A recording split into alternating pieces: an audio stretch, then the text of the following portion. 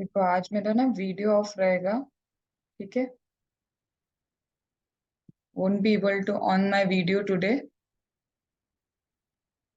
चलो स्टार्ट करते हैं। Am I audible properly? मैं दिख नहीं रही पर सुनाई तो दे रही हूँ ना। Yes ma'am. चलो।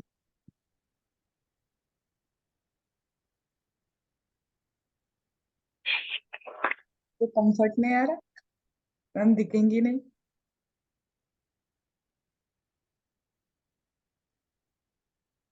मैडम अगर दिखेगी ना तो मैम भी ऐसी हालत में दिखेगी और उनके आसपास का रूम भी बहुत अलग ही हालत में दिखेगा तुम्हें। इट्स बेटर मैं नहीं दिखूं। ठीक है। मैम देखना है हमको। हाँ। हमको देखना है मैम। नहीं भाई। 2:30-3 बजे तो सोए यार। चलो। बट क्लासेस मिस नहीं करनी है, सो आई एम थिंकिंग जितना हो जाए अपना उतना होना चाहिए इस बीच भी। ठीक है। चलो। Now we are starting with the clarifications. Okay. अब have we done with all the things about the supply? एक बार उसको थोड़ा सा दिमाग में ले आते हैं कि हमने कवरेज क्या किया। अब रिवीजन नहीं बट एक coverage. When it was section number 7, mute करके रखो sir. When it was section number 7, वो टोटली किसके बारे में था? It was about supply. इसका डिवीजन कैसे था? मैं थोड़ा सा डिवीजन पे बात करूं कि सबसे पहले मेरा क्लॉज ए था। जो क्लॉज ए बोलता है कि सारे एलिमेंट्स चाहिए। बेसिकली कंसिडरेशन भी चाहिए, basically course furtherance of business भी चाहिए, गुड्स या फिर सर्विस भी चाहिए। ये बेसिक एलिमेंट्स है जो हमको सप्लाई में चाहिए रहते थे। इसके अलावा it should be done by person, ये तो हमेशा ही चलेगा। इसके अलावा इट कुड बी मेड और इट कुड बी अग्रीड। ये सारे उसके एलिमेंट्स थे। देन हम जब धीरे से आगे गए तो इन्होंने क्या किया, किसको गायब किया था? इन्होंने हटा दिया था कंसिडरेशन को। Right. And when they remove the consideration, उन्होंने कहा था कंसिडरेशन रिमूव हो जाए तो शेड्यूल 1 को एक बार चेक कर लेना। शेड्यूल 1 में फिर उन्होंने क्या दिया था? शेड्यूल 1 में दिए थे पैराग्राफ कितने, 1 2 3 4, इतने पैराग्राफ दे के रखे थे। अब इन पैराग्राफ में क्या था, करते हैं बट यस इतना हमने कवरेज लिया था। फिर इसके बाद इन्होंने धीरे धीरे किसको हटाया था? एक बार कंसिडरेशन को हटाया, फिर एक बार जाके क्या किया था, कोर्स फर्दरेंस ऑफ बिजनेस को भी रिमूव किया था। तो वो कोर्स फर्दरेंस ऑफ बिजनेस का जो रिमूवल है वो कहाँ पे हुआ था? वो कहीं ना कहीं हम इम्पोर्ट वाले चीज में हुआ था, इम्पोर्ट ऑफ सर्विस। तो वहां पे कहीं ना कहीं हमारा कोर्स फर्दरेंस ऑफ बिजनेस भी कच्चा पक्का हो गया था, चाहिए नहीं चाहिए कोई फर्क नहीं पड़ रहा था। यहाँ तक याद आ रहा है तुमको? है ना? फिर पैराग्राफ 1 क्या था? अब आ जाते हैं वापस शेड्यूल 1 पे। मैम शेड्यूल 1 का पैराग्राफ 1 आखिर था क्या? इसमें था, एक ही चीज लिख देती हूँ मैम, परमानेंट ट्रांसफर करना था। ठीक है, ये मेरा पहला कीवर्ड था उसमें। परमानेंट ट्रांसफर, किस चीज का परमानेंट ट्रांसफर करना था मुझे? बिजनेस असेट्स थी उनका परमानेंट ट्रांसफर करना था, जिसपे मैंने आईटीसी क्या करके रखा हो, अवेल करके रखा हो। ये बात मैंने वहां पे कही थी। ठीक है। अब इसकी प्रोबेबिलिटीज बहुत सारी थी, वो हमने वहीं पे चेक किया था कि business asset means goods, capital goods. उसके बाद आईटीसी भी हो जाएगा, सब कुछ हो जाएगा। ठीक है, कि या तो आईटीसी ब्लॉक होगा या फिर एग्जाम सप्लाई होगा। तो याद आ रहा है, ये सब चीजें यहाँ पे हमने की थी। मैम पैराग्राफ 2 क्या था? या तो आप रिलेटेड पर्सन को, या फिर आप क्या करोगे, डिस्टिंक्ट पर्सन को। या तो आप क्या करोगे, रिलेटेड पर्सन, या फिर आप क्या करोगे, डिस्टिंक्ट पर्सन को। आपको गुड सप्लाई करने, गुड सप्लाई करो। आपको सर्विस देनी है, आप सर्विस दे दो। कोई प्रॉब्लम यहाँ पे थी नहीं। राइट। फिर यहाँ पे आए थे हम किस पे? प्रिंसिपल एजेंट के रिलेशन पे। कि एजेंट प्रिंसिपल, प्रिंसिपल एजेंट, ये लोग भी आपस में कुछ भी खेलते ना, किससे रिलेटेड? सप्लाई ऑफ गुड्स से रिलेटेड। भले ही विदाउट कंसिडरेशन हो, ये भी हमने क्या माना था? सप्लाई। याद आया? लेकिन एजेंट कौन था? एजेंट वो था जिसको हमने राइट दिया है कि ओन नेम पे वो भाई साहब क्या कर सकते हैं, खुद के नाम पे वो इनवॉइस बना सकते हैं। राइट। फिर उसके बाद आता है मैम फोर्थ क्या था? फोर्थ ही तो था सबसे इंपॉर्टेंट, वो था मेरा इंपोर्ट ऑफ सर्विस। मैम अभी यहाँ पे भी लिखा था इंपोर्ट ऑफ सर्विस, यहाँ पे भी लिखा है मैंने इंपोर्ट ऑफ सर्विस। लेकिन यहाँ पे मैम क्या था? आपके पास था, क्या था? कंसिडरेशन था। यहाँ फिर क्या है? ये वही तो है जिसमें क्या है, कंसिडरेशन नहीं है। यहाँ पे किसी भी पर्सन से, कोई भी दुनिया में कोई भी पर्सन हो, उससे किसी भी पर्सन से क्या कर सकते थे, आप रिसीव कर सकते थे। दैट मीन्स मेरा सप्लायर कोई भी हो सकता है। ठीक है, यहाँ पे क्या कर सकते थे, आप किसी से भी रिसीव कर सकते थे, तो मैं रिसीव की जगह लिख देती हूँ। यहाँ पे मेरे को सप्लायर ओरिएंटेड कुछ ऐसी बात नहीं थी, सप्लायर कोई भी हो सकता था। ठीक है, लेकिन यहाँ पे कौन होता है मेरा सप्लायर, या तो रिलेटेड पर्सन था या फिर क्या था, मेरा ओन एस्टेब्लिशमेंट था मेरा सप्लायर। याद आया? ठीक है। हम यहाँ कोर्स फर्दरेंस ऑफ बिजनेस हो भी सकता था, कोर्स फर्दरेंस ऑफ बिजनेस नहीं भी हो सकता था। भाई यहाँ तो कोर्स फर्दरेंस ऑफ बिजनेस चाहिए चाहिए चाहिए चाहिए, कंपलसरी चाहिए था। याद आया? फिर इसमें भी बहुत सारी प्रोबेबिलिटी समझ ली थी हमने, लेकिन मैंने ऊपर ऊपर से ये तुमको बता दिया। फिर इसके बाद क्या किया था, ये तो सिर्फ वो समझाने की कोशिश कर रहे थे हम किन किन चीजों को हमारी जिंदगी में सप्लाई मान लेंगे, चाहे कंसिडरेशन हो ना हो, कोर्स फर्दरेंस ऑफ बिजनेस हो या ना हो। इसके अलावा और भी चीजें इन्होंने सिखाई हमको। इन्होंने सिखाया भले ही आप क्या बोल रहे हो, डन सप्लाई है, लेकिन मूव कर जाओ एक बार डायरेक्टली, जब सप्लाई बन जाए, दिल को सुकून मिल जाए कि ये सप्लाई है, तो किस पे मूव करना था, एक बार मुझे शेड्यूल नंबर 3 पे मूव करना था। क्यों शेड्यूल नंबर 3 पे मूव करना था, ये चेक करने के लिए कि कहीं ऐसा तो नहीं, सप्लाई तो है, हाँ भैया सप्लाई है, but it is what, neither supply of goods, ना ही ये सप्लाई किसका है, गुड्स का, और not supply of what service, ऐसी कहानी तो नहीं थी। याद आया? फिर इसके बाद ना इसमें फिर क्या क्या था शेड्यूल 3 में, तो शेड्यूल 3 में क्या क्या था, क्या मुझे पैराग्राफ याद रखने हैं? नहीं, जहां मैंने पैराग्राफ लिखा है बस वही याद रखना। इसमें अगर एम्प्लॉई, एम्प्लॉय स्पेसिफिकली अपने एम्प्लॉयर को क्या करता है, अगर सर्विसेज देता है, हर एक सर्विस नहीं, in the terms of employment, सिर्फ एम्प्लॉयमेंट की टर्म्स की जो सर्विस है अगर वो भाई साहब दे रहे हैं, वो ही neither supply of goods not supply of service थी। मैम एम्प्लॉय कौन हो सकता है, भाई तुम्हारा कैजुअल वर्कर एम्प्लॉय है, तुम्हारा कंस्ट्रक्शन करने वाला वर्कर एम्प्लॉय है, मतलब कॉन्ट्रैक्ट बेसिस पे भी कोई आया है, एम्प्लॉय है, हमको उससे भी कोई मतलब नहीं, वेजेस ले रहा है, अरे भाई सीधी बात, एम्प्लॉय कवर्स एवरीथिंग। ठीक है। फिर इसके बाद मैम व्हाट अबाउट डायरेक्टर, जो हमने समझा था, डायरेक्टर अगर तुम्हारा एम्प्लॉय है तो वो कहाँ कवर होगा, यहाँ पे कवर होगा। अब डायरेक्टर कैसे पहचानेंगे एम्प्लॉय है, क्या उसका 192 में टीडीएस डिडक्ट होता है, तो यस मैम वो एम्प्लॉय है। लेकिन 194 जे में अगर डिडक्ट होता है तो भाई वो एम्प्लॉय नहीं है, वो प्रोफेशनल सर्विस कर रहा है, राइट। लेकिन एक चीज याद आई, यही डायरेक्टर एम्प्लॉय है तो ठीक है, एम्प्लॉय नहीं है, वो क्या है, मेरा एम्प्लॉय नहीं है, लेकिन मेरा ऑर्गेनाइजेशन कौन सा है, सेंट्रल गवर्नमेंट स्टेट गवर्नमेंट वाला ऑर्गेनाइजेशन है। तो स्पेसिफिकली मेरे को आगे चल के क्या कवर किया था, अगर आप मेंबर हो पार्लियामेंट के, या फिर आप क्या हो, मेंबर हो स्टेट लेजिस्लेचर के, भाई मतलब गवर्नमेंट में कोई भी पोस्ट होल्ड करते हो, यहाँ पे भी neither supply of goods not supply of service था, और उसमें एक स्पेसिफिक चीज डायरेक्टर को लेके यही वाली दे के रखी है। तो मतलब गवर्नमेंट ऑर्गेनाइजेशन में अगर एम्प्लॉय हो तो भी neither supply of goods not supply of service, अगर आप एम्प्लॉय नहीं हो तो भी neither supply of goods not supply of service ही है। यहाँ तक बात याद है? इसका मतलब मैम नॉन गवर्नमेंट ऑर्गेनाइजेशन अगर मेरा होता और मेरा टीडीएस 194 जे में होता तो पक्का है वो सप्लाई बनता, तब वो क्या बनता, सप्लाई बनता। ये बात की थी। फिर इसके बाद मैम हमने और कौन सी बात की थी, जब जिंदगी से ही चले गए तो ये छोड़ देते हैं भैया, जीएसटी रहने दो, मतलब फ्यूनरल ब्यूरियल ये सब रिलेटेड सारी सर्विस पे neither supply of goods nor supply of service. फिर चाहे तुम क्या कर रहे हो, ट्रांसपोर्टेशन ही क्यों ना कर रहे हो, किसका डिजीज्ड है, डिजीज पर्सन का ट्रांसपोर्टेशन भी करोगे तो ठीक है, इतनी दया भाव हमारा जीएसटी डिपार्टमेंट भी रखता है। ठीक है। फिर इसके बाद क्या आएगा, इसके बाद आएगा मैम वो इम्पोर्टेंट, सेल ऑफ लैंड कर रहे हो या सेल ऑफ बिल्डिंग कर रहे हो, neither supply of goods not supply of service.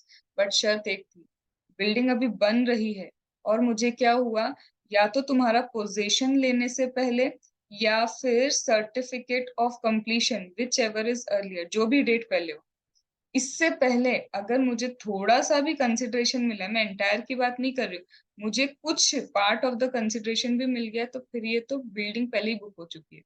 और बिल्डिंग कभी गुड्स बनते नहीं है, याद है ना, गुड्स इमूवेबल नहीं होते, तो इसलिए ये हमेशा क्या होगा, सप्लाई ऑफ सर्विस रहेगा। इतनी बात हमने यहाँ पे भी की थी। फिर और क्या बात की थी, इतनी बात के बाद हमने यहाँ पे कहा था हम एक्शनेबल क्लेम को नहीं भूल सकते। क्या नहीं भूल सकते, एक्शनेबल क्लेम। वैसे तो गुड्स की डेफिनेशन में सारे एक्शनेबल क्लेम आएंगे, लेकिन फिर धीरे से हौले से इन्होंने क्या किया, शेड्यूल 3 में बोला एक्शनेबल क्लेम सारे के सारे neither supply of goods not supply of service. लेकिन धीरे से फिर से क्या किया, एक्सेप्ट लॉटरी, बेटिंग, गैम्बलिंग। याद आ गया? तो दिस वाज माय शेड्यूल 3। फिर इसी शेड्यूल 3 में जिन लोगों ने क्लास मिस की थी उन लोग के लिए सब कुछ क्रक्स यहाँ पे मैं दे रही हूँ। आउट एंड आउट सप्लाई, मैंने नाम दिया था ये, ऐसा लिख के नहीं आना आउट एंड आउट सप्लाई, ठीक है। पर इसका क्रक्स तो वही है कि सब बाहर बाहर सप्लाई हो रहा है। मतलब क्या था मैम, मतलब ये था तुम कहाँ, इंडिया में, हम कौन, चाहे तुम कोई भी पर्सन हो, क्योंकि सप्लाई बाय पर्सन होता है, ठीक है। ये पर्सन कहाँ है मैम, ये इंडिया में बेचारा बैठा हुआ है। इसने एक क्या किया, फोन घुमाया। किसको फोन घुमाया, इसने फोन घुमाया यूएसए में। यूएसए में इसका कोई बंदा है जिससे क्या करता है, ये परचेस करता है। उसको बोला सुन यूएसए से डायरेक्ट क्या कर, चाइना में पहुंचा दे मेरा सामान। यही था अपना एग्जाम्पल। हुआ क्या मैम, इंडिया की सरजमीन पे कुछ आया ही नहीं। गुड्स कहाँ थे, गुड्स मैम यहाँ पे थे। ये गुड्स कहाँ ट्रेवल कर दिए, ये जो तुम्हारे गुड्स है ये उठ के कहाँ चले गए, ये वाले गुड्स यहाँ पे इधर आ गए। हुआ क्या, इंडिया में कभी गुड्स ही नहीं आए। तो ये क्या बोलते हैं मैम, ये है तुम्हारा आउट आउट सप्लाई। तो ये जो आउट आउट सप्लाई तुमने कर लिया ना, neither supply of goods not supply of service, ये सब भी ठीक ही चल रहा था। लेकिन एक और आउट आउट सप्लाई पे आ गए। अब कौन सा है, मतलब इंडिया के बाहर नहीं, अब गुड्स इंडिया में पहुंच रहे थे। अब क्या हो रहा था, ये हमारी क्या है, सी है, सी के ऊपर क्या है, ये शिप है, शिप के अंदर मेरे गुड्स हैं। आ ही रहे थे इंडिया में, ये आ ही रहे थे इंडिया में, लेकिन फिर इसको अब क्या हुआ, ये पर्सन को एक कॉल आता है। उसने क्या बोला, भाई वो तुम्हारे जो गुड्स आ रहे हैं ना वो मुझे बेच दो। मुझे मतलब चाहे वो इंडिया में कोई खरीदने वाला पर्सन हो या बाहर कोई खरीदने वाला पर्सन हो, हमको उससे कोई मतलब नहीं। सीधे हाई सी सेल में ये गुड्स क्या हो गए, सेल आउट हो गए। क्या ये गुड्स कभी भी इंडिया का पार्ट बने, नहीं बने, इंडिया तक आए नहीं। फिर से मैम ये क्या हो गया, out out supply, neither supply of goods not supply of service. And last, अब तो मैम गुड्स इंडिया आ गए थे, अब तो गुड्स क्या हुआ, इंडिया आ गए, ये रहे वो गुड्स। लेकिन इन गुड्स को कहाँ रख दिया, कस्टम के वेयर हाउस में। और कस्टम में एक चीज तो बहुत क्लियर है, क्या है, जब तक तुम ड्यूटी पे नहीं करते वो गुड्स इंपोर्टेड गुड्स ही रहते हैं। याद है, वो गुड्स क्या रहते हैं, इंपोर्टेड गुड्स रहते हैं। तो जब तक वो गुड्स हमारे इंपोर्टेड गुड्स रहेंगे, वेयर हाउस से ही फिर से क्या हो गया, इनको सेल कर दिया। अब कहीं भी सेल करो, वेयर हाउस से तुमने क्या कर दिया, इसको सेल कर दिया। तो ये भी क्या है तुम्हारा आउट आउट सप्लाई, क्योंकि इंडिया तक तो वो गुड्स उसके बने ही नहीं, इंडिया का पार्ट नहीं बने। तो this all we have done in schedule number 3। याद आ गया? अब इसके बाद क्या बचा है मैम, शेड्यूल 1 हो गया, शेड्यूल 3 हो गया। शेड्यूल 3 मुझे देखना ही पड़ेगा सप्लाई के बाद। अब आप क्या देखोगे, आप सीधे देखोगे अब शेड्यूल नंबर 2 करा था हमने। अब ये शेड्यूल नंबर 2 क्या बताता है, ऐसा नया क्या उसने बता देना है, उसने नया कुछ नहीं बता रहा। वो बोल रहा है कि किसी सप्लाई को सप्लाई ऑफ गुड्स बोलोगे या फिर किसी सप्लाई को सप्लाई ऑफ सर्विस बोलोगे, मैं तुम्हें बताता हूँ। और इसमें मैंने एक ही क्रक्स बताया था, वो क्रक्स क्या है, अगर कोई टेंजिबल चीज है, ठीक है, और उसका अगर तुम क्या देते हो, उसका अगर टाइटल ही ट्रांसफर कर देते हो, मतलब आज से तुम ओनर नहीं हो, कोई तीसरा बंदा आके ओनर बन जाएगा। तो टेंजिबल चीज का, टी फॉर टी, टेंजिबल का टाइटल तुमने ट्रांसफर किया, ये सप्लाई ऑफ गुड्स ही है, गुड्स गए तुम्हारे घर से। बट मैम यही टेंजिबल चीज का हम राइट ऑफ यूज दे रहे हैं, आरओयू दे रहे हैं। राइट ऑफ यूज मतलब सिर्फ यूज करने का हक दे रहे हैं, तुम्हारी नहीं हुई है वो चीज। लो मेरा लैपटॉप यूज कर लो, that is right of use. तो राइट ऑफ यूज हमेशा सप्लाई ऑफ सर्विस रहेगा। और मैम अगर कोई चीज इंडिविजुअल वो हो जाए इंटेंजिबल, यार इंटेंजिबल तो तुमको भी पता होता है, मेरे को भी पता होता है कि सर्विस है। और यही सारी चीज मेरा बताता है शेड्यूल 2। पर शेड्यूल 2 में मैंने कहा था एक चीज को रिवाइज जरूर करना जब भी एग्जाम टाइम हो, और बाकी सारी चीजें भूल जाना, भूल जाना, मतलब एग्जाम में रिवाइज मत करना। Ma'am supply of goods future में हो तो भी सप्लाई ऑफ गुड्स है, ये भी कल कर लिया था। चाहे फ्यूचर में तुम एक्टिवा आज बुक करो, 10 महीने बाद तुमको मिल रही है, कोई फर्क नहीं पड़ता। सप्लाई चाहे आज हो या फ्यूचर में हो, वो सप्लाई ऑफ गुड्स मतलब सप्लाई ऑफ गुड्स ही हो। ठीक है। अब मैंने कहा था कि एक ये चीज याद रखना, specific what is works contract, ये लास्ट वाला है जो हमको एक्चुअल में एग्जाम टाइम पे इसको रिवाइज करना। अब ये वर्क्स कॉन्ट्रैक्ट समझाने से पहले कल मैंने तुमको क्या समझाया था, कि कंपोजिट सप्लाई क्या होता है और मिक्स्ड सप्लाई क्या होता है। क्यों? क्योंकि इसमें काम आएगा मेरे को कंपोजिट वाला। तो उसको समझते पहले मैम, कंपोजिट क्या बोला था कल आपने? कंपोजिट मैंने तुमको ये बोला था कि सबसे पहले दो, टू और मोर, दो या दो से ज्यादा टैक्सेबल सप्लाई होना जरूरी है। सिर्फ यही नहीं, दो या दो से ज्यादा टैक्सेबल सप्लाई, यस टैक्सेबल बोला था आपने, लेकिन साथ में एक चीज और बोली थी, ये कि ये नेचुरल बंडल जरूरी है। लोग जनरली प्रेफर करते हैं कि इन दो चीजों को साथ में ही लेंगे। सप्लायर जनरली इन्हें साथ में ही प्रोवाइड करता है। जैसे मेरा ये फोन, ठीक है, और उसके साथ हो गया मेरा क्या, ये चार्जर, ठीक है, जैसा भी बना है पर तुमको समझ में आना चाहिए चार्जर भी, ठीक है। तो मैम फोन हो गया, फोन के साथ चार्जर, जनरली देखो ना, सिर्फ तुम आईफोन को छोड़ दो, वो बेचारा चार्जर नहीं देता, वैसे ही तो कमाता है, उसके ऊपर और कमाता है वो चार्जर के, ठीक है। तो यहाँ पे क्या है, ये साथ में ही जाएंगे। तो मैम क्या बोलना चाह रहे हो, ये नेचुरल बंडल है? हाँ, नेचुरल बंडल है। तुम चार्जर खरीदने के लिए फोन नहीं खरीदते हो, फोन है इसलिए साथ में चार्जर आता है। तो ये हो गई बात सही। क्या मैम दोनों टैक्सेबल है? अगर अलग से मैं चार्जर लेने जाऊं उस पर भी टैक्स लगेगा, अलग से अगर मैं फोन लेने जाऊं उस पर भी टैक्स लगेगा। यस मैम, दोनों क्या है, टैक्सेबल है। तो दोनों चीजें अगर टैक्सेबल है और नेचुरली बंडल भी है, तो ही हम क्या बोलते हैं, ये कंपोजिट सप्लाई। मैम एक टैक्सेबल होगी दूसरी एग्जेम्प्ट होगी, ये कंडीशन फुलफिल नहीं हुई, भले ही फिर नेचुरली बंडल क्यों ना हो, ये क्या बन जाएगा फिर, मिक्स्ड सप्लाई। कल की बात याद आ गई? मैम दोनों एग्जेम्प्ट है, अरे भाई दोनों ही एग्जेम्प्ट है, क्या दोनों टैक्सेबल है? नहीं। भले ही फिर नेचुरली बंडल हो तो भी ये कहाँ पे चला जाएगा, मेरे मिक्स्ड सप्लाई में। तो क्या कंडीशन समझ में आई? कंपोजिट के लिए दोनों कंडीशन चाहिए, taxable as well as naturally bundle, ठीक है। तो मैम अगर सपोज करो बन गया, ये कंपोजिट बन गया, अब आप ये सोचो, आप बोल रहे हो दोनों टैक्सेबल, इस पे लगता है 28% जीएसटी, इस पे लगता है 12% जीएसटी, हम तो इसको एक बॉक्स के अंदर साथ में बेच रहे हैं, क्या टैक्स रेट लगेगा? तो याद है इसमें देखना होता है तुम्हारा प्रिंसिपल नेचर ऑफ सप्लाई क्या है।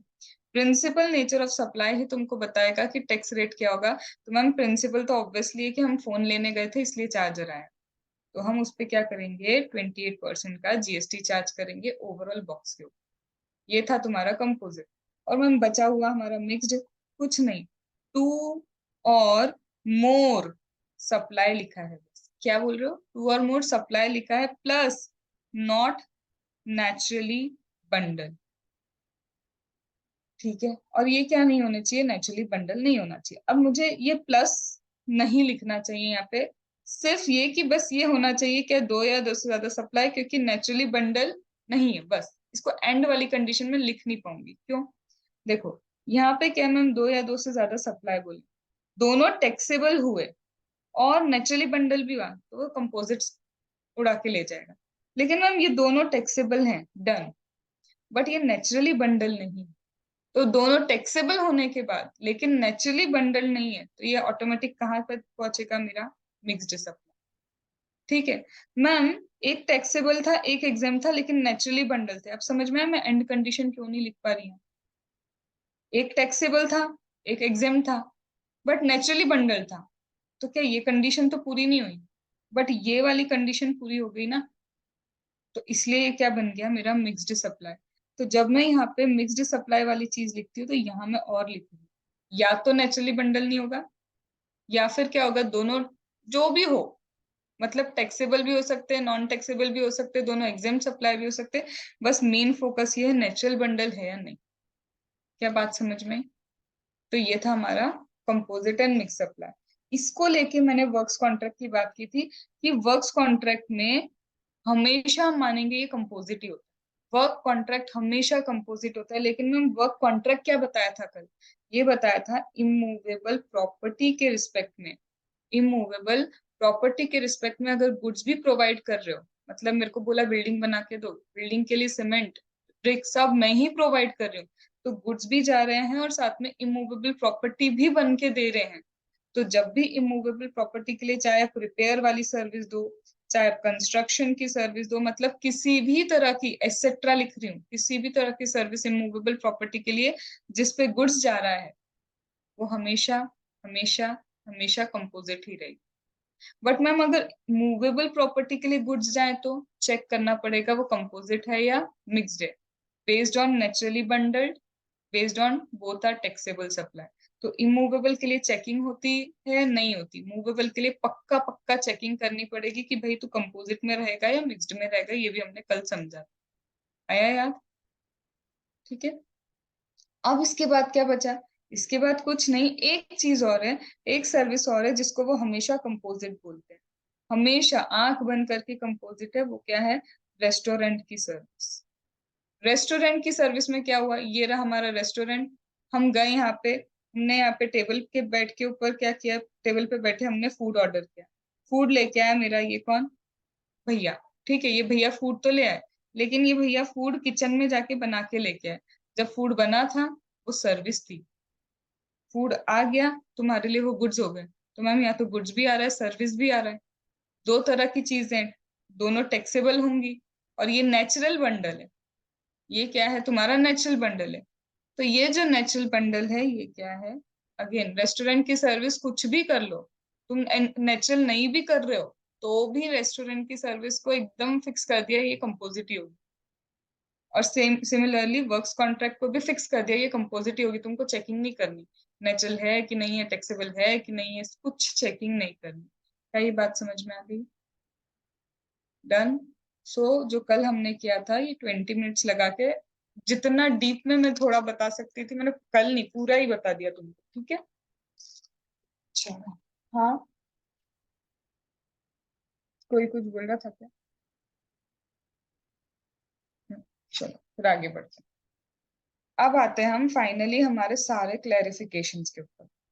अब इसमें एक ना भारी सा क्लैरिफिकेशन तो है, और वो भारी सा क्लैरिफिकेशन पहले मैं करवा देती हूँ क्योंकि वो आज मेरा कंप्लीट होना जरूरी है, क्योंकि सप्लाई के शेड्यूल नंबर 2 में मैंने उसको छोड़ दिया, मैंने नहीं करवाया था वो सप्लाई के शेड्यूल नंबर 2 में। और वो कौन सी चीज है, कल मैंने बोला भी था कि इसको हम क्या कर रहे हैं, छोड़ रहे हैं।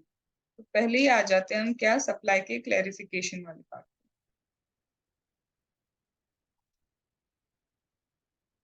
ये जो देख रहे हो ना, ये जो मैं स्क्रॉल कर रही हूँ पेज, वो एक लाइन के ऊपर है, ये इतने क्लैरिफिकेशन सिर्फ एक चीज के ऊपर देके रखे हैं। ये दुख खत्म नहीं होने वाला आज, मैं बता रही हूँ।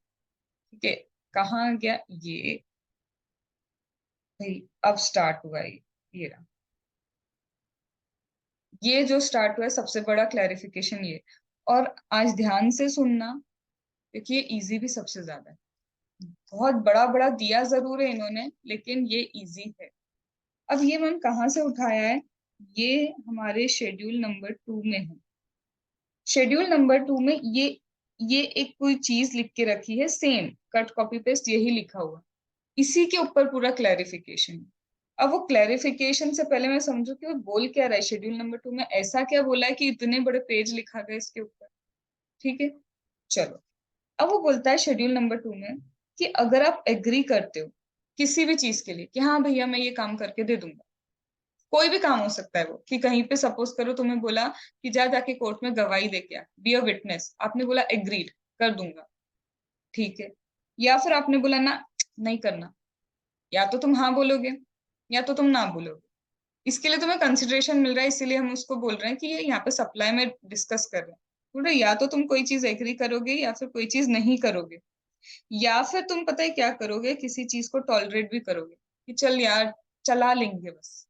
वो भी सब क्या क्या बोल रहा है, चाहे तुम क्या करो, किसी काम को करने के लिए मना करो कि ना नहीं करना, या फिर बोलो नहीं मैं कोई काम कर दूंगा, हाँ, या फिर तुम बोलो कि मैं तो टॉलरेट करने के लिए भी रेडी हूँ, ये चीजें कहलाती है। ऑब्वियसली ये तुम्हारा टेंजिबल नहीं इनटेंजिबल कुछ जा रहा है, तो है ये क्या, सप्लाई ऑफ सर्विस। समझ में आई ये बात, कि कई जगह तुम टॉलरेट करोगे, कई जगह काम करोगे, कई जगह मना कर दोगे कि मैं ये काम नहीं करने वाली, जो भी करो ये है तो भाई सर्विस ही तुम्हारी। This is what supply of service होनी है। यहाँ तक बात अभी तक आई, एक एक पॉइंट पे हाँ बोलना, अगर समझ आए तो ही हाँ बोलना, ठीक है। चलो, अब प्रॉब्लम क्या है, कितना तो जिंदगी में सिंपल सा एक चीज तो दी थी, या तो काम करो या तो मत करो या टॉलरेट करो, इसमें ऐसा क्या हो गया, इसमें बहुत कुछ हो गया। क्या हुआ देखो, जब आप बोलते हो कि आप क्या बोल रहे हो, मैं ये काम करने को रेडी नहीं हूँ, मुझे ये काम नहीं करना, मना कर रहे हो कि मैं ये काम नहीं करूंगी। कुछ एग्जाम्पल मुझे लगता है मेरे को इसके भी समझने चाहिए। जब मैं बोल रही हूँ मैं कोई काम टॉलरेट कर लूंगी, कुछ एग्जाम्पल इसके देखने चाहिए। और मैं बोल रही हूँ टॉलरेट करना है और कुछ काम करूंगी, तो कुछ एग्जाम्पल्स मुझे इसके भी देखने चाहिए। तो पहले आती हूँ कि मैं नहीं करूंगी, जो भी हो ठीक है, नहीं करूंगी। कैसे नहीं करूंगी? अब अभी जिंदगी में अभी अभी हमने क्या किया, अभी अभी तो नहीं, थोड़ा टाइम हो गया वैसे, आईडीटी पढ़ाना तो अभी अभी स्टार्ट किया। ठीक है, मतलब समझ गए ना तुम मैं क्या बोलना चाह रही हूँ? ठीक है, तो अभी अगर हमने पढ़ाना स्टार्ट ही किया है, ठीक है, अभी कुछ ज्यादा ये इसको भी, तो यहाँ पे क्या बोल रहे हैं कि मेरे को, मैंने सोचा कि एक काम करती हूँ, पुणे में प्रेस्टीज बिल्डिंग है, प्रेस्टीज करके ऐसी बिल्डिंग है, वहीं पे सारी क्लासेस हैं, जितनी अच्छी अच्छी क्लासेस हैं, बड़ी क्लासेस है, सब कहाँ पे है? प्रेस्टीज के वहीं पे ही है। तो मैंने कहा चलो अपन भी वहीं पे क्या करते हैं, आईडीटी का अपना एक छोटू सा क्लासरूम खोल लेते हैं। अब ऑब्वियसली तुम्हें क्या लगता है, बिजनेस इज बिजनेस। ठीक है, बिजनेस मतलब बिजनेस का अब भी कोई नया कॉम्पिटिटर आए या फिर एकदम तगड़ा कॉम्पिटिटर आए, पुराना कॉम्पिटिटर हमेशा सोचेगा क्या, इसको कुछ ना कुछ दे दो, कि मेरे एरिया में तेरी शॉप ओपन नहीं होनी चाहिए, या मेरे एरिया में तुम्हारी वो सर्विसेज का काम नहीं होना चाहिए। अब वहां पे जो भी अच्छे फैकल्टी है उन्होंने बोला भले ही तुम नए हो कोई बात नहीं, बट हम नहीं चाहते कि इस एरिया में और कंपटीशन किसी भी तरह से आए, चाहे वो तगड़ा हो या फिर अभी नया हो, हमको उससे मतलब नहीं, हमको नहीं चाहिए वो कंपटीशन। हम लोगों की बात हो गई, उन्होंने बोला we will provide you 5 crore rupees, आप इस एरिया में नहीं आ। मैंने भी सोच लिया ठीक है यार, सही है, मैं नहीं करूंगी, मैंने क्या बोला, मैंने एग्री किया कि मैं नहीं करूंगी ये काम, मतलब नॉन कॉम्पिटिंग। मैंने क्या कर लिया, एक नॉन कम्पीटिंग एग्रीमेंट कर लिया कि ठीक है आपके साथ कम्पीट नहीं करूंगी इस एरिया के अंदर। क्या मुझे कंसिडरेशन मिला? हाँ। क्या मैंने उनको ये सर्विस दे दी कि नहीं करूंगी वो काम जो आपको पसंद नहीं? ठीक है। और यहाँ पे इसी को क्या बोल दिया मेरा, refrain to do an act, यही तो हो गया तुम्हारा क्या, refrain to do an act. तो एक एग्जाम्पल मेरा किसका हो गया, ये हो गया मेरा refrain to do an act. समझ में आया? तो ये हो गया मेरा नॉन कम्पीट। और क्या हो सकता है मैम इसके अलावा? मैम ये बिल्डर है, ये क्या है हमारा बिल्डर। अब बिल्डर के पास पता है ऐसे तो परमिशन है, ये जब वो बिल्डिंग बना रहा था ना, तो बिल्डिंग बनाते वक्त ये वाली फ्लोर पे वो चाहता तो 15 फ्लैट निकाल सकता था, परमिशन है उसके पास 15 फ्लैट निकालने की। इस फ्लोर पे वो चाहता तो कितने निकाल सकता था, 13। इस पे चाहता तो 8 निकाल सकता था, मतलब उसके पास ये इतने नंबर ऑफ फ्लैट एक फ्लोर पे निकालने की प्रॉपर परमिशन थी। बट भाई ने क्या किया, उसने डिसाइड किया नहीं, हर एक फ्लोर पे सिर्फ 8 फ्लैट ही निकलेंगे, चाहे जो हो। नहीं निकालूंगा मैं 15 फ्लैट, थोड़ा स्पेशियस दूंगा, सनलाइट वगैरह सब आनी चाहिए, मतलब कंजस्टेड करने का नहीं। उसने ये पूरा डिसाइड किया कि मैं नहीं करूंगा, क्या कंजस्टेड नहीं करूंगा।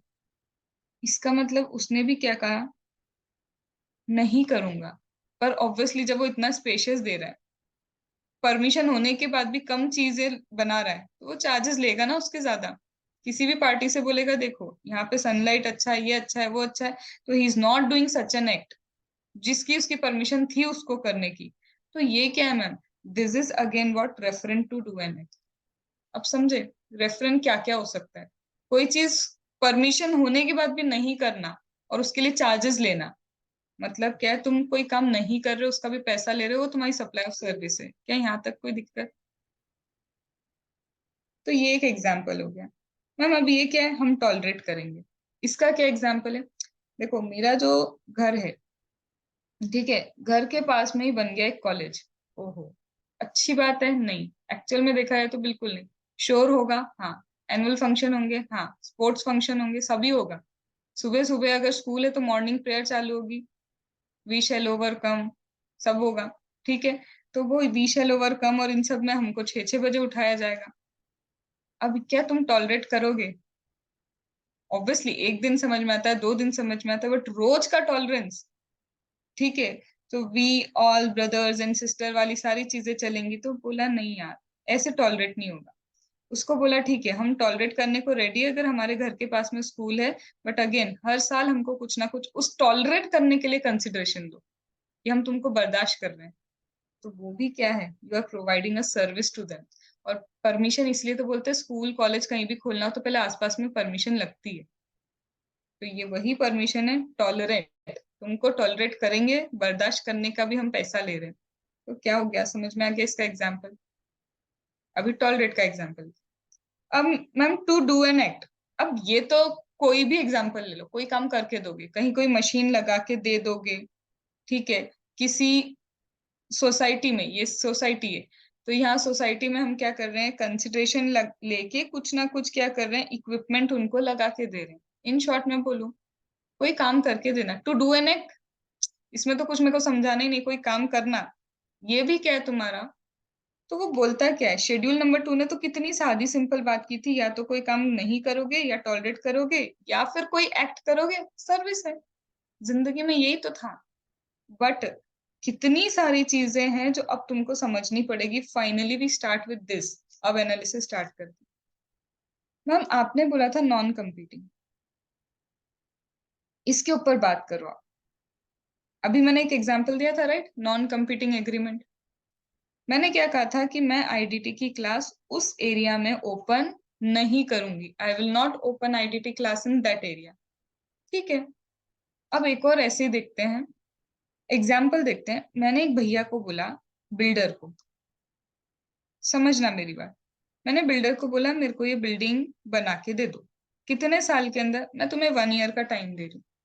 1 साल का टाइम है तुम्हारे पास, 1 साल के अंदर मुझे क्या कर दो, ये बिल्डिंग बना के दे दो। ठीक है।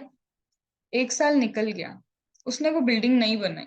मैंने उससे इसी दिन बात कर ली थी, अगर आपने ये काम नहीं किया, अगर आपने ये काम नहीं किया, तो मैं पर वीक, हर हफ्ते जो आप लेट करोगे ना, आपको मुझे पेनल्टी की तरह 1 लाख रुपीस देने पड़े। क्योंकि क्या हो रहा है, मेरे को तो नुकसान हो रहा है ना, मैंने आपको पहले ही बोला था। तो मैंने पर वीक बोला कि 1 लाख। अब 1 साल के बाद फिर मैं तुमसे पेनल्टी चार्ज करूंगी। अब तुम मुझे एक चीज बताओ, मैंने एक चीज बोली थी, टॉलरेट करना किसी चीज को। हमने उसमें स्कूल वाला एग्जाम्पल लिया था। तुम कोई चीज टॉलरेट कर रहे हो।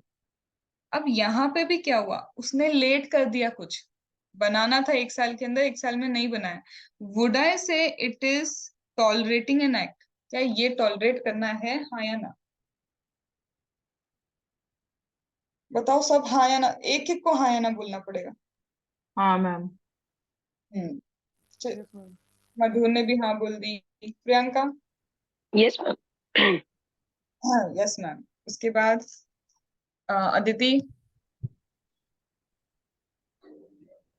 Yes ma'am. Yes ma'am. ठीक है।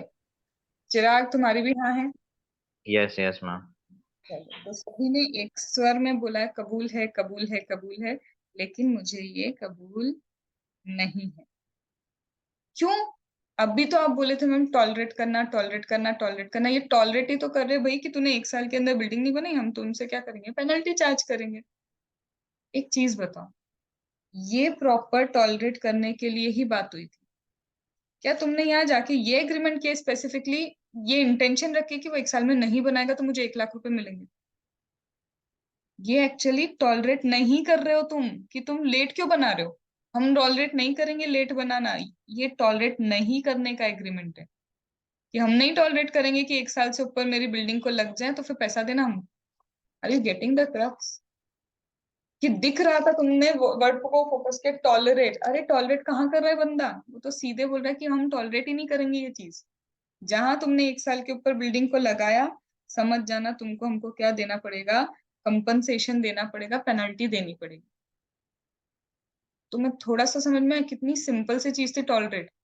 अब एग्रीमेंट्स ऐसे बहुत सारे अलग अलग होते हैं, जहाँ पे पहले तो उसके क्रक्स को समझना पड़ेगा कि एक्चुअल में वो टॉलरेट है भी या नहीं है। तो ये टॉलरेट नहीं करने का एग्रीमेंट था। ठीक है। और क्या ले सकते हैं मैम? अब हमने बायर को बोला था। अब देखो, यहाँ पे सप्लायर से हम कुछ ले रहे थे कि भाई अगर तूने डिले किया तो ये तेरी गलती है और हम तेरे को टॉलरेंस का वो देंगे। यहाँ आते हैं हम बायर के ऊपर। सप्लायर ने बायर को बोला, क्या बोला सप्लायर ने बायर को, देखो तुमको हमको कंसिडरेशन देना, ये बिल्डिंग बनानी है ना, हाँ बनानी है, हम बना के देंगे। कंसिडरेशन लगेगा कितना, सपोज करो 5 करोड़ में ये बिल्डिंग बन जाएगी। उसने बोला तुम्हें, तुमको हमको क्या करना पड़ेगा, कोई डेट दे दी कि इस डेट तक मुझे पैसा देना पड़ेगा, जो भी होगी पर्टिकुलर डेट, कि मुझे इस बिल्डिंग बनाने का पैसा इस पर्टिकुलर डेट तक तो पूरा मिल ही जाना चाहिए। ठीक है। अब अगर आप इस डेट पे पैसा नहीं दे पाए तो हम उसके ऊपर तुमसे इंटरेस्ट चार्ज करेंगे। हम क्या करेंगे, उसके ऊपर इंटरेस्ट चार्ज करेंगे। अब ये क्या है, ये एग्रीमेंट भी टॉलरेट करने का एग्रीमेंट है, ये भी टॉलरेट करनी है। ये भी बोल रहा है कि हम पेमेंट टॉलरेट नहीं करेंगे लेट आए। पर एक चीज बताओ, समझो, मेन एग्रीमेंट किस चीज के ऊपर है? मेन एग्रीमेंट टॉलरेट या टॉलरेट नहीं करने के ऊपर कहीं पे भी नहीं है। मेन एग्रीमेंट तो बिल्डिंग बनाने के ऊपर था। तो यहाँ पे बोलते हैं, ये जो तुमने तीन चीजें सीखी ना, या तो टॉलरेट करोगे, या फिर रेफरेंस करोगे, या कोई काम करोगे, इसका इन तीन चीजों का कोई स्पेसिफिक एग्रीमेंट चाहिए। ये पैसा जो तुमको पेनल्टी मिल रही है, वो किसी मेन कॉन्ट्रैक्ट से निकल के नहीं आना चाहिए। समझ रहे हो? यहाँ पे मेन कॉन्ट्रैक्ट के कारण, बिल्डिंग वाले कॉन्ट्रैक्ट के कारण यहाँ पे कुछ पैसा आ रहा था। यहाँ पे भी बिल्डिंग वाले के कारण इसको कुछ अर्निंग मिल रही थी। ये नहीं चलेगा। वो बोल रहा है ये टू डू एन एक्ट वगैरह, इसका क्या होना चाहिए, इसका कोई स्पेसिफिक कॉन्ट्रैक्ट होना चाहिए, और वो कॉन्ट्रैक्ट होना चाहिए इंडिपेंडेंट। समझे? तो ये दिखने को बहुत इजी था कि तुम ये तीन काम कर रहे हो, ये तीन काम का पहले चाहिए हमको क्या, एग्रीमेंट। और वो एग्रीमेंट एक इंडिपेंडेंट एग्रीमेंट होना जरूरी, मतलब जिसका अपने आप में अस्तित्व हो, वो किसी मेन कॉन्ट्रैक्ट से निकल के नहीं आना चाहिए, एक स्टैंड अलोन कॉन्ट्रैक्ट होना चाहिए। यहाँ तक ओके हुआ? Going slow for this. तो अभी तक मेरा क्रक्स कहाँ पहुंचा पता है? मेरा क्रक्स सिर्फ ये पहुंचा कि मैम अगर हम टू डू एन एक्ट कर रहे हैं, रेफरेन कर रहे हैं, तो या तो आप क्या कर रहे हो, either you will do an act, either you will refrain to do an act, या फिर आप क्या करोगे, टॉलरेट करोगे। जो भी करो आप, हमको उससे मतलब नहीं है कि आप टॉलरेट कर रहे हो क्या कर रहे हो, इनमें से जो भी आप करोगे, इसके लिए, इसके लिए, या फिर इसके लिए, मेन चीज मुझे चाहिए एक इंडिपेंडेंट कॉन्ट्रैक्ट। यहाँ तक बात समझ में?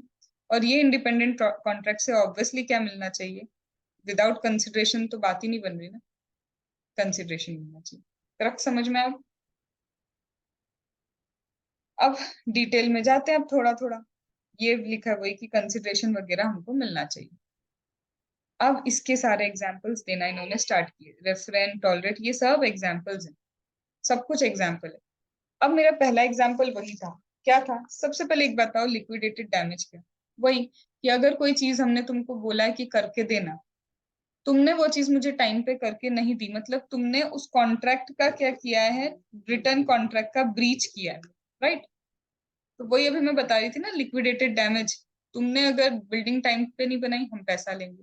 तो अगर हमने लिक्विड क्या किया, एक कॉन्ट्रैक्ट किया कि मुझे क्या चाहिए, प्रॉपर एक क्या चाहिए, सॉफ्टवेयर चाहिए। उस सॉफ्टवेयर में ये फीचर्स होने चाहिए। अगर तुम्हारा वैसा काम भी नहीं हुआ, तो भी मैं तुमसे डैमेज चार्ज कर सकती हूँ। तो डैमेज का चार्ज करना टाइम बेस्ड भी हो सकता है, इतने टाइम तक चीजें दे देना, क्वालिटी बेस्ड भी हो सकता है, कुछ भी हो सकता है। तो अगर आपने ढंग से परफॉर्म नहीं किया या सेटिस्फैक्ट्री परफॉर्म नहीं किया, तो उसके लिए चार्ज होता है मेरा liquidated damage. Done? Liquidated damage का मतलब समझ में आया? अब है मैम, लिक्विडेटेड डैमेज है, तो प्रॉब्लम क्या है? लिक्विडेटेड डैमेज होने से कोई प्रॉब्लम नहीं है। मेरे को प्रॉब्लम ये है कि ये जो लिक्विडेटेड डैमेज मुझे मिल रहा है, इसको मैं टैक्स करूं या इसको टैक्स नहीं करूं। इसको मैं मानूं कि यही सप्लाई ऑफ सर्विस है, क्योंकि शेड्यूल टू यही तो बताया था, to do an act, to refrain, और टू टॉलरेट, ये सप्लाई ऑफ सर्विस होता है। तो मेरे को सबसे पहले तो ये सोचना पड़ेगा, भाई ये सप्लाई ऑफ सर्विस है या नहीं है। क्या ये बात समझ में? डन? यहाँ तक ओके? और वीडियो सिर्फ है ना मेरा ऑफ रहेगा, बाकी स्टूडेंट्स का वीडियो ऑफ नहीं होगा।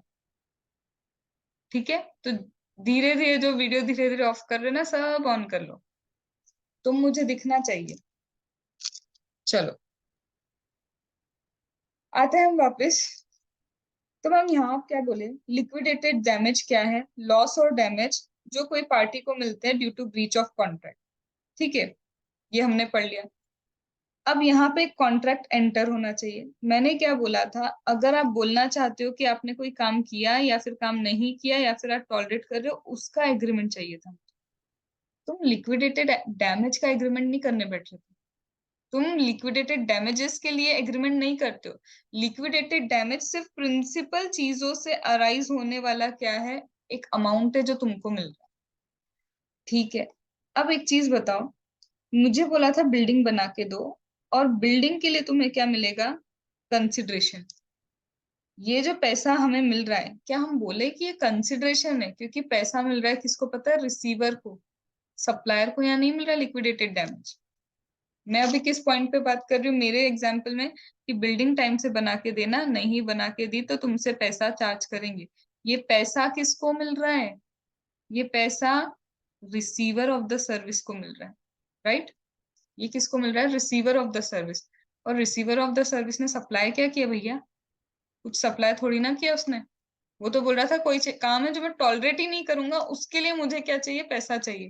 तो कहना है से कि ये कंसिडरेशन था। कंसिडरेशन तो इन एक्सचेंज कुछ होना चाहिए ना। इसने कौन सी सर्विस प्रोवाइड की रिसीवर ने, क्या ये तुम क्रक्स समझे? तो जो चीज कंसिडरेशन ही नहीं बनी ma'am, this payment does not constitute a consideration. जो चीज कंसिडरेशन ही नहीं बनी तो उस पर टैक्स कैसे लगेगा?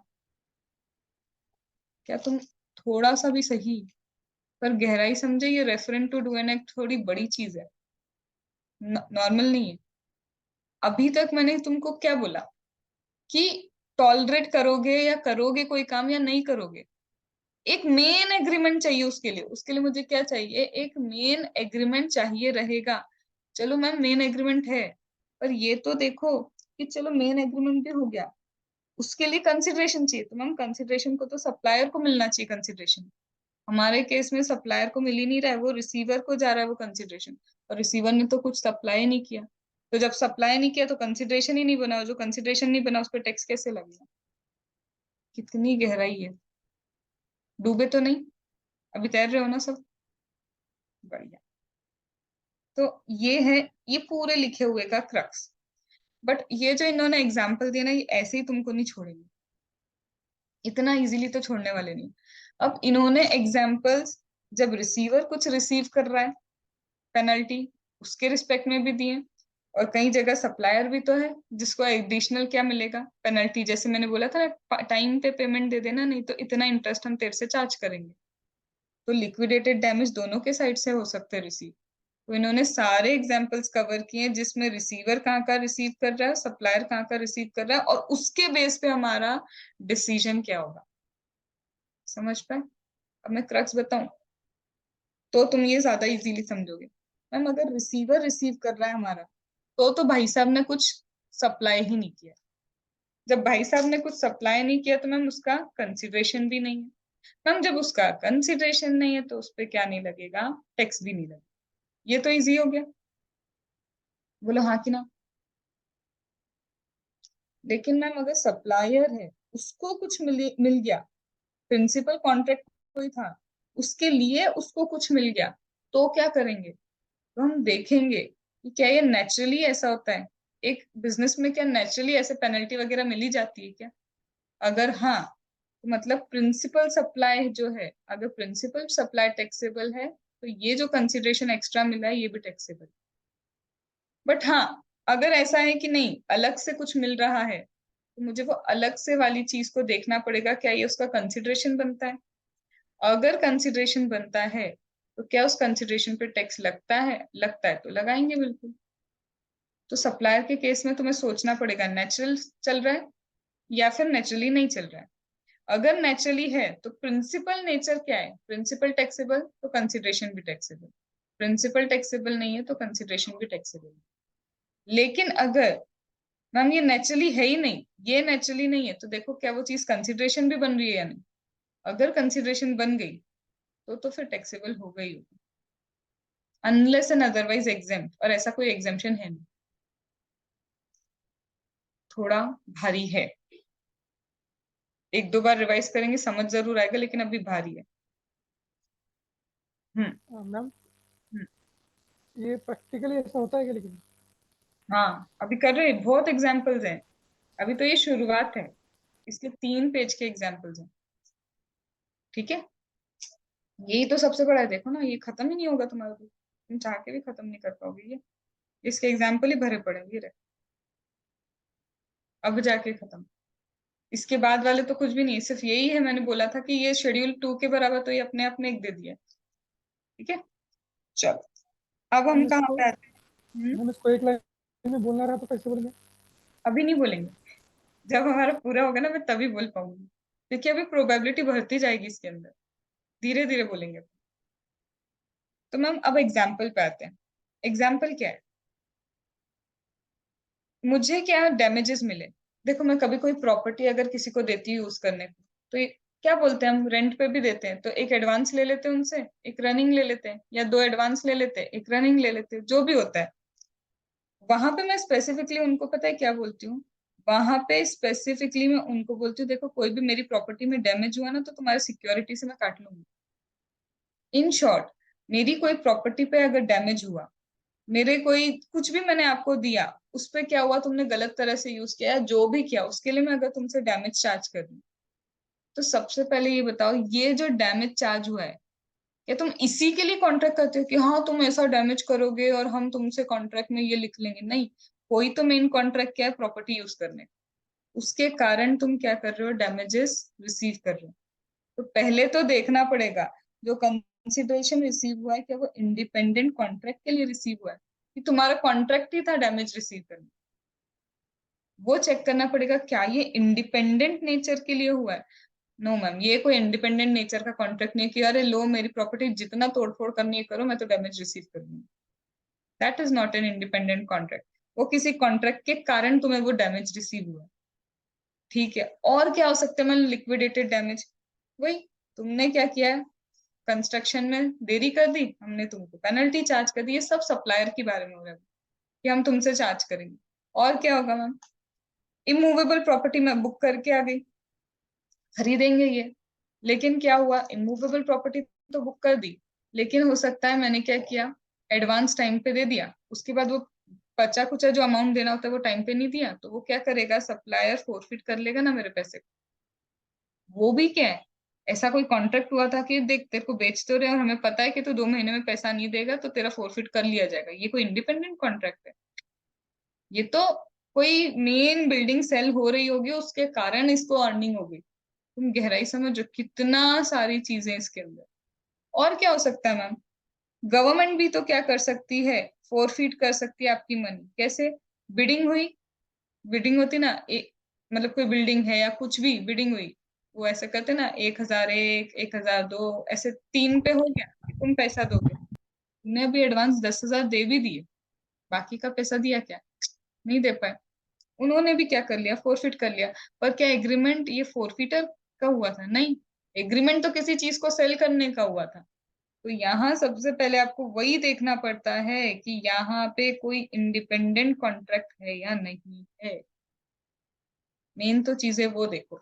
अगर मैम ये सप्लायर को रिसीव सॉरी रिसिपिएंट को रिसीव हुआ है, पहली बात तो मैम ये कंसिडरेशन है ही नहीं, यहाँ पे तो सीधी बात बनेगी, ये टैक्सेबल नहीं है। लेकिन अब सप्लायर के केस में हुआ है तो क्या करेंगे, तो ये रहे सारे सप्लायर के केस के एग्जाम्पल। अब सप्लायर के यहाँ तो मैंने बोला ना, ये क्या है, ये कोई कंसिडरेशन नहीं है, कंसिडरेशन नहीं है तो ये क्या है, जीएसटी नहीं लगे, वही चीज है। अब सप्लायर को कब कब पैसा मिल सकता है मैम? सप्लायर ने क्या बोला था, पेमेंट टाइम पे कर देना, तुमने की लेट पेमेंट, उसने चार्ज की लेट फीस, सप्लायर को पैसा मिला। हमने क्या किया, बस में बस की टिकट बुक कर ली, हम गए नहीं, कैंसिल हो गया, जो भी हो गया, मैंने तो टिकट बुक कर ली, क्या वो रिफंड करेगा? अगर ये कैंसिलेशन वाली पॉलिसी वाली टिकट नहीं थी, वो कुछ रिफंड नहीं करेगा। उसने क्या कर लिया, पैसेंजर का पैसा रख लिया। अब ये कौन रख रहा है पता है पैसा, अब ये सप्लायर के पास आ रहा है सब, ये सप्लायर के पास आ रहा है सब। और क्या मैम, टूर बुक की थी, किस चीज की, कि सपोज करो कोई भी टूर हो सकती है कि हम ऑफिस वालों को घुमाने लेके जाएंगे, कोई भी हो सकता है, अब वो इवेंट ही कैंसिल कर दिया, तुमने तो बुकिंग कर ली थी ना, पैसा नहीं मिलेगा, वो हो गया पैसा फोरफिट, ये भी सप्लायर को पैसा मिल रहा है। तुमने कोई भी चीज लीज पे उठाई, चाहे मूवेबल हो इमूवेबल हो, और बोला था ये लीज 5 साल की है, 5 साल के पहले इसको क्या नहीं करना, कैंसिल नहीं करना, कैंसिल करोगे तो हम तुमसे अर्ली टर्मिनेशन का पैसा चार्ज करेंगे। किसको मिलेगा? सप्लायर ऑफ द सर्विस को। और क्या हो सकता है मैम? कुछ बैंक है जो क्या करते हैं, देखो लोन तुम लेते हो जल्दी पे कर देते हो ना लोन, तो प्री पेमेंट की भी पेनल्टी देते हैं। मतलब एक तो तुमको जल्दी पैसा दे रहे हैं, तो वो उसका भी क्या लगाते हैं, प्री पेमेंट की भी पेनल्टी लगाते हैं। ये भी मैम पैसा किसको मिल रहा है? सप्लायर को। अब तुम ही बताओ, इन सभी केसेस में कॉन्ट्रैक्ट इस बात का नहीं हुआ था कि हमको फोरफीटर करने को मिलेगा या हमको प्री पेमेंट मिलेगा।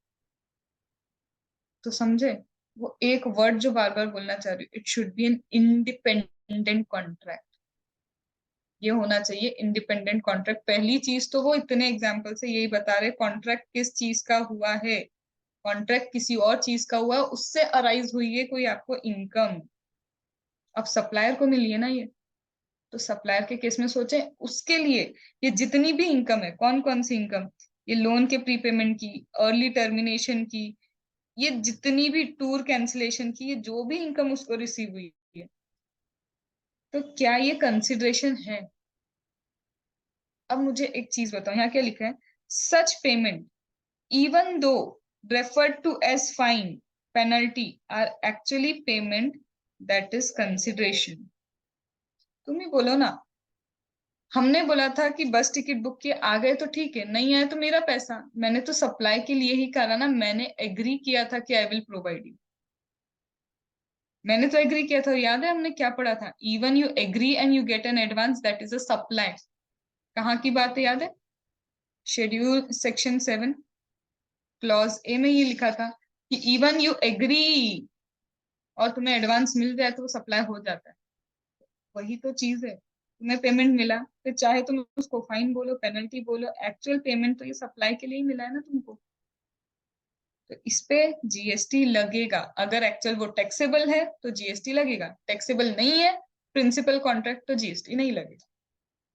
बात समझ में आई? तो वो कितनी छोटी सी चीज थी पता है सप्लाई की, वो एग्री करना। वो एग्री करने के ऊपर यहाँ पे ये सप्लाई बनता है। आया समझ में? तो मैम क्या जीएसटी पक्का लगेगा? वही बोल रही हूँ ना, प्रिंसिपल कॉन्ट्रैक्ट टैक्सेबल है तो यस इस पे भी लगेगा। प्रिंसिपल ही मेरा एग्जाम्प्ट हुआ है तो इसको कहाँ से मैं टैक्सेबल कर सकती हूँ? तो देखो यहाँ प्रिंसिपल अगर एग्जाम्प्ट है तो ये टैक्सेबल नहीं होगा, प्रिंसिपल टैक्सेबल है तो ये भाई साहब भी टैक्सेबल हो जाएंगे। अब वही बात समझ में? तो मैं इसका क्रक्स दे दूं अब फिर से? अब दे सकती हूँ मैं क्योंकि ये बार बार देना पड़ रहा है। सबसे पहले मैम, आप कोई काम करो, आप कोई काम को टॉलरेट करो, या फिर आप क्या करो, नहीं नहीं करना मुझे ये काम। इन तीनों ही चीजों के लिए आपको लगेगा पहले तो एक इंडिपेंडेंट कॉन्ट्रैक्ट। इंडिपेंडेंट कॉन्ट्रैक्ट अगर है तो हम बोलेंगे सप्लाई ऑफ सर्विस है आपकी अलग से, शेड्यूल 2।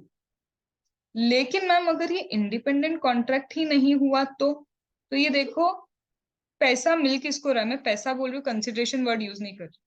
पैसा किसको मिल रहा है? पैसा अगर रिसीवर को मिल रहा है तो मैम ये कंसिडरेशन ही नहीं। और जो चीज कंसिडरेशन ही नहीं है उस पर आप सप्लाई नहीं बोल सकते, सप्लाई नहीं तो टैक्स नहीं। और यही पैसा, पैसा बार बार यूज कर रही हूँ मैं, कंसिडरेशन नहीं बोल रही हूँ। ये पैसा अगर मैम सप्लायर को मिला तो सप्लायर को मिला तो तुम किसी भी नाम से बोलो, तुमने तो एग्री किया था ना ये काम करके दोगे। कैंसिलेशन हुआ, तुमने फोरफिट किया, सप्लाई बनेगा। तो सप्लाई बनेगा तो इस पे क्या लगेगा? अगर प्रिंसिपल कॉन्ट्रैक्ट टैक्सेबल है, इस छुटकू से भी फॉरफीचर पे भी क्या लगेगा? टैक्स लगेगा। प्रिंसिपल ही एग्जेम्प्ट है तो इस पे भी कोई टैक्स नहीं है। All is well. तो ये हो गया मेरा एक्चुअल में पहला क्लैरिफिकेशन, एग्जाम्पल का क्लैरिफिकेशन। अब धीरे धीरे एग्जाम्पल जब चेंज होंगे उसके रीजन भी चेंज होंगे। ये क्रक्स सिर्फ किसके लिए है? ये क्रक्स सिर्फ ए वाले पॉइंट के लिए, क्योंकि अब प्रोबेबिलिटी तो वो भी चेंज करेंगे जैसे मैं शुरू से चेंज कर रही हूँ। इनकी भी प्रोबेबिलिटी चेंज होगी। अब प्रोबेबिलिटी नंबर 2, अभी भी ये पता है ये मिल किसको रहा है? चेक डिसऑनर हो। मैंने तुमको सपोज करो क्लासेस पढ़ाई, मैंने, एक बच्चे ने बोला मैम चेक के थ्रू पेमेंट करूं, मैंने कहा कोई बात नहीं कर दो उसका चेक, क्या हो गया, डिसऑनर हो गया। मैंने उसको लगा दिया क्या, फाइन, लगाना ही पड़ेगा।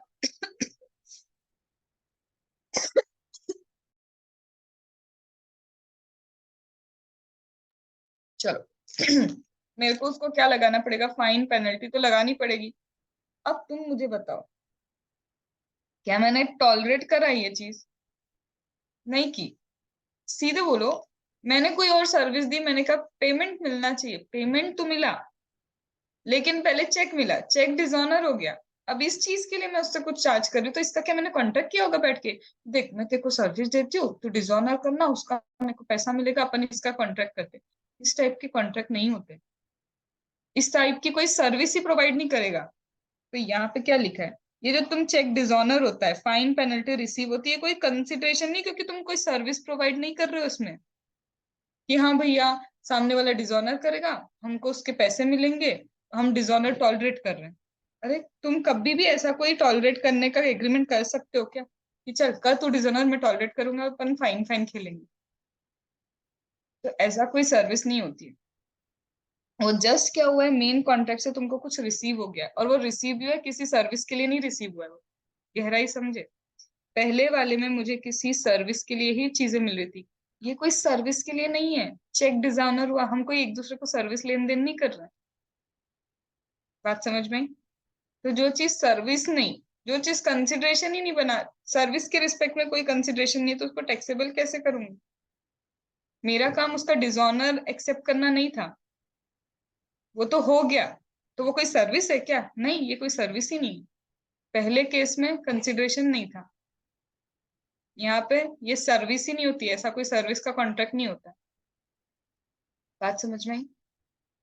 ऐसे ही यहाँ पे तुमने किसी लॉ को वायलेट कर दिया, तुमने किसी लॉ को वायलेट किया, ट्रैफिक सिग्नल, ये भाई सब दिख भी रहे चालान बनाते हुए, तुमने ट्रैफिक सिग्नल जैसे रेड होना हुआ, हम तो और उल्टा निकल गए, रेड होता है स्टॉप करने के लिए, तुम निकल गए, उसने भाई साहब ने क्या बना दिया, तुम्हारा चालान बना दिया।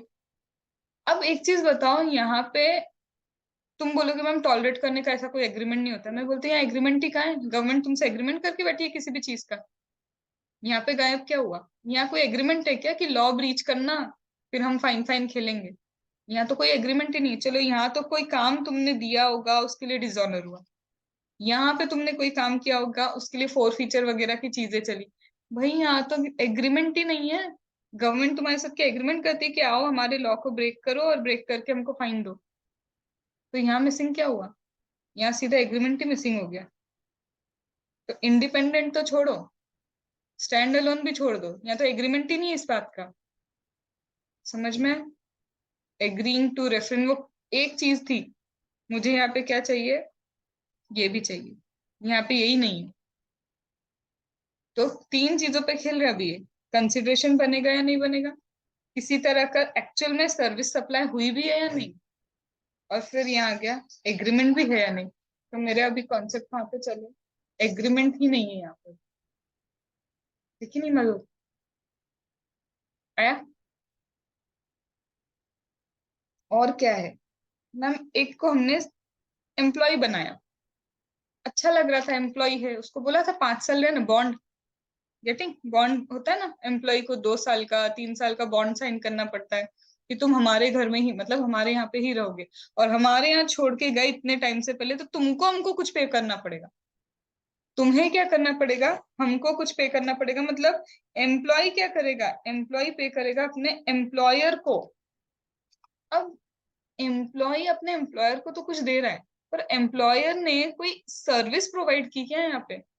कुछ भी रिटर्न में। सीधी बात ये थी कि तुम रहते अगर यहाँ पे तो कुछ नहीं चार्ज करते, तुम जल्दी जा रहे हो मतलब तुम सीरियस नहीं हो इस जॉब के लिए, तो वो सीरियस नहीं हो, तो हमने क्या किया, तुम जा रहे हो हमको नुकसान देके जाओगे, हमको किसी और को ट्रेन करना पड़ेगा, तो तुम सीरियस नहीं हो तो सीधा हमको क्या दे दो, कुछ कंसिडरेशन दे दो। पर ये एक्चुअल देखो ना, ये कोई सर्विस प्रोवाइड हुई क्या एम्प्लॉयर के थ्रू? यहाँ सर्विस कहाँ है, ये कोई सर्विस ही नहीं है। तो वो यही बोल रहा है यहाँ पे कि employee does not get anything in return, उसको कुछ नहीं मिल रहा है रिटर्न में, कुछ भी नहीं। तो ऐसे केस में जब कुछ रिटर्न में मिला ही नहीं मैम, सर्विस कहाँ गई, सर्विस ही नहीं हुई है तो। तो जब कोई सर्विस गई नहीं तो ये कोई टैक्सेबल कंसिडरेशन बनेगा क्या? कुछ भी नहीं बनेगा। तो सप्लायर को मिला भी पैसा, पैसा सप्लायर को मिला, I will think about consideration, consideration ही नहीं बन रहा। मैम क्यों नहीं बन रहा? क्योंकि यहाँ कुछ गया ही का, सर्विस ही नहीं गई किसी तरह की। समझ में आया? तो this are all the concepts. अभी खत्म नहीं हुआ है। लेट फीस बचा है, तुम्हारा इलेक्ट्रिसिटी वाला बचा है, कैंसिलेशन चार्जेस बचा है, फिर जाके ये खत्म होगा। बट कल 15 मिनट के टाइम पे ये खत्म हो जाएगा। कल की क्लास थोड़ी सी डाइसी हो सकती है, शायद ना हो। कल और परसों की क्लास, तो जो 2 दिन की क्लास नहीं होगी नेक्स्ट वीक में, हम लोग उसको एक रात में लेके 2 दिन कभी भी रात में लेंगे और उसको कवर अप कर लेंगे। ठीक है? तो यहाँ तक का 101% आज पढ़ना ही पढ़ना, क्योंकि ये भारी है। ये मैं ये बोल नहीं सकती कि भारी नहीं, हाँ ये भारी है, तो इसको पढ़ना है, रीडिंग करना है। ठीक है? अब एक चीज और। तुमने अभी देखा मैंने शुरुआत में तुमको रिवीजन कैसे कराया, एक एक वर्ड लिखे, टी, एग्जाम्ट। जब मैं बोलती हूँ ना कीवर्ड्स के थ्रू रिवीजन करो, वो ऐसे ही होता है। बस तुम लिखते जाओ, परमानेंट ट्रांसफर लिख दिया, आईटीसी लिख दिया, बिजनेस असेट लिख दिया, मेरे कीवर्ड्स लिख भी गए, और क्या हो गया, एक रिवीजन लिख के भी हो गया। तो तुम्हें कम से कम वो कीवर्ड्स याद रहना चालू हो जाएंगे। ठीक है? चलो। तो कल का मैं जो भी होगा कल और परसों का एक बार मैसेज आ जाएगा। ठीक है? फिर उसके बाद हमारा जो रेगुलर टाइम चलता रहेगा वही रहेगा। ठीक है?